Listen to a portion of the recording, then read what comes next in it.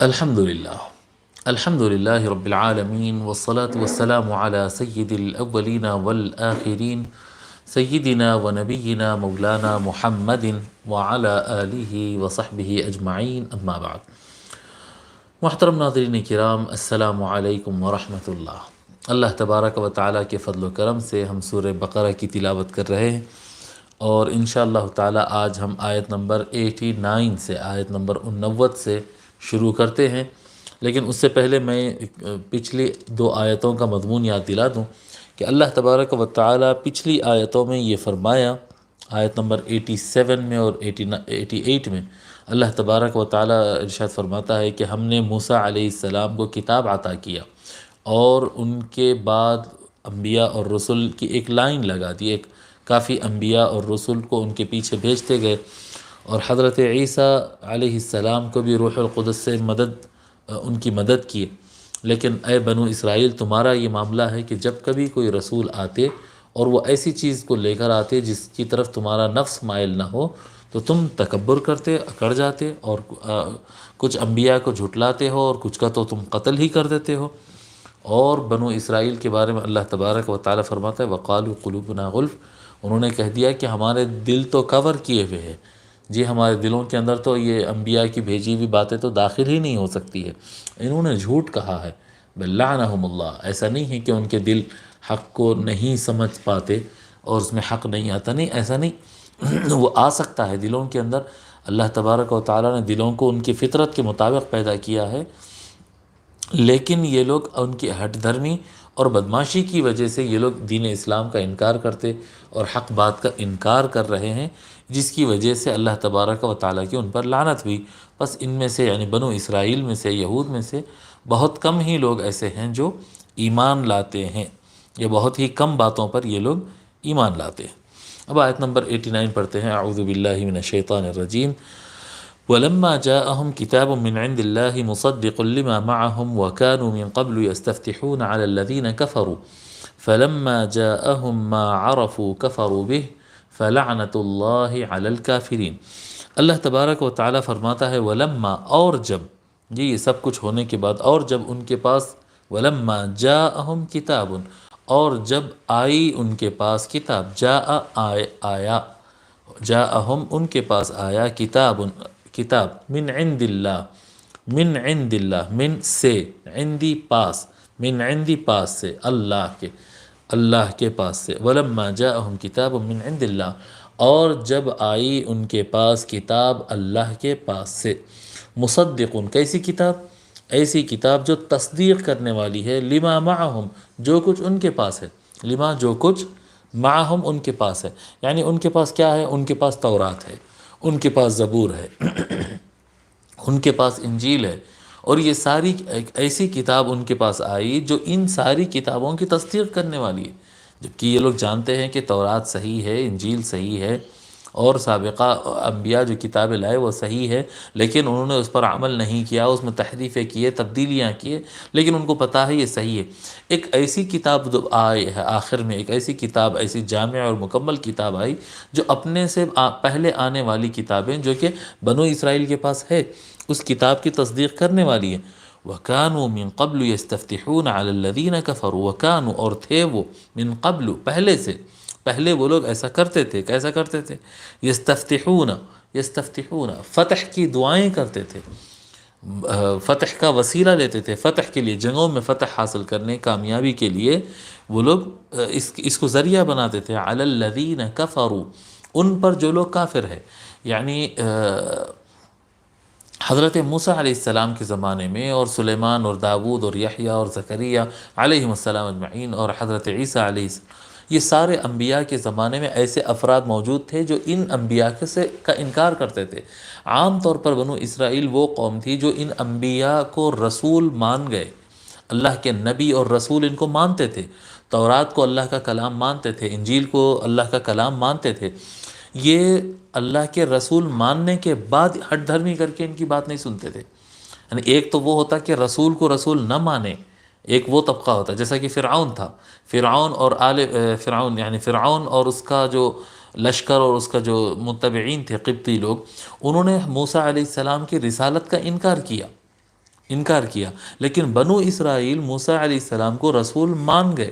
اس نے فرعون اور اس کے لوگوں نے موسیٰ علیہ السلام کو رسول ہونے کا انکار کر کے ان کی بات نہیں سنے، اور یہ بنو اسرائیل کا معاملہ یہ تھا کہ یہ اللہ کا رسول مانتے تھے حضرت موسیٰ علیہ السلام کو، اور تورات کو اللہ کا کلام مانتے تھے، پر اس پر عمل نہیں کرتے تھے، پر انکار کرتے تھے۔ اللہ کے رسول مان کر آیات میں تبدیلیاں کرتے تھے، تحریف کرتے تھے، موسیٰ علیہ السلام کے ہٹتے ہی بدماشی کرتے تھے، موسیٰ علیہ السلام سے حجت کرتے تھے، لڑتے تھے۔ یعنی نبی اور رسول ماننے کے بعد بھی ان کی یہ ہٹ درمی تھی، لیکن مانتے تو تھے۔ تو اب دو طبقے ہو گئے تھے، یعنی سابقہ امتوں میں دو طبقے ہو گئے تھے، ایک وہ جو رسولوں کو اور کتابوں کو مانتا ہے، اور ایک وہ طبقہ جو رسولوں اور کتابوں کو نہیں مانتا ہے۔ جو نہیں مانتا ہے وہ کافر طبقہ ہے، جو اللہ کے رسولوں کو اور کتابوں کو نہیں مانتا وہ کافر طبقہ ہے۔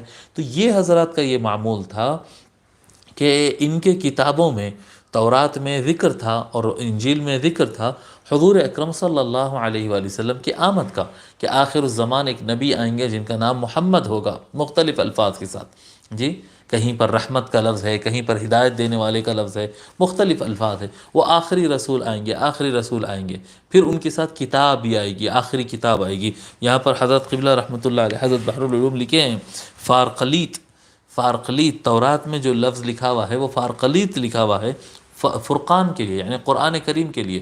ایک ایسی کتاب آئے گی جو حق اور باطل کو الگ الگ کر دے گی اور حق کا راستہ دکھائے گی، گائیڈ کرے گی۔ تو قرآن آئے گی اور حضور صلی اللہ علیہ وسلم آئیں گے، یہ لکھا ہوا ہے ان کی کتابوں میں۔